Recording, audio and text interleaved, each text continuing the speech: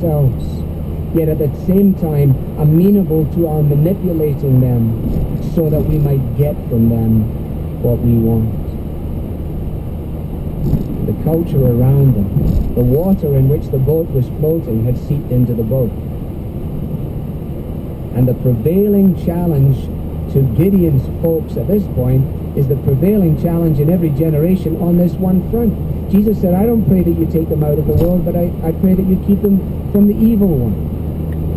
And the church, especially in the realm of evangelicalism, has over history bounced between two extremes. On the one hand, isolationism, which makes us very sure of what we have to say, but there's no one to talk to. And the other, an absorption by the culture, which gives us someone to talk to, but leaves us with nothing to say. And so God comes to his servant. He says, I want you to fight, first of all, the battle that is among you. Tear down the altar, cut down the pole. Use the pole to burn the stuff. Or as the hymn writers say, the dearest idol I have known, whate'er that idol be, help me to tear it from its throne and worship only thee. Now the big mighty warrior, verse 27, took 10 of his servants and did as he was told. Is there something there? I think so. Do you think he just wanted companionship? I don't think so. I think this is as tough as he was. Excuse me, could you come with me, please? Why? Well, it tells us he was afraid of his family, and he was afraid of the men of the town, and he did it at night rather than in the daytime. Do you find it rising in you again? That little Pharisee response? The little I'm a really devoted one? It's coming up? Whoa. I wouldn't have been afraid. I would have done it in broad daylight. Get serious. You're frightened sometimes to pray on the airplane when you're having your meal because the person's so close to you and coach that they might even get born again just listening to your prayer. You're doing all that scratching of your head stuff, you know.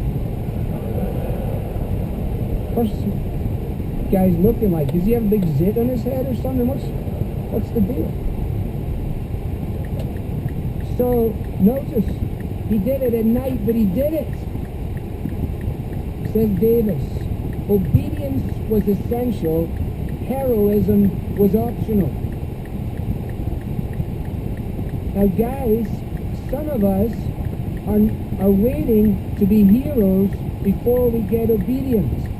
Heroism is optional. Let the Lord take care of making heroes. Let us take care of the business of being obedient. Go cut down the poles. Go get a few of those idols. You know what they are. I know what they are. The enemy is among us.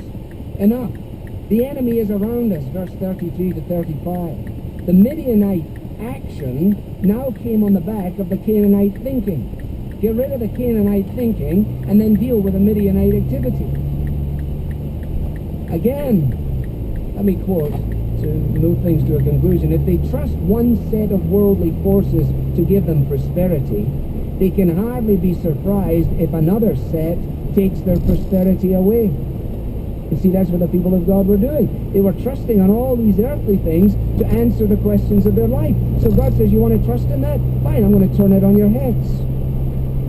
And God ordains that those whose hearts are set on the Canaanite gods of peace and plenty and comfort will regularly suffer the Midianite scourges of strife, deprivation, and misery.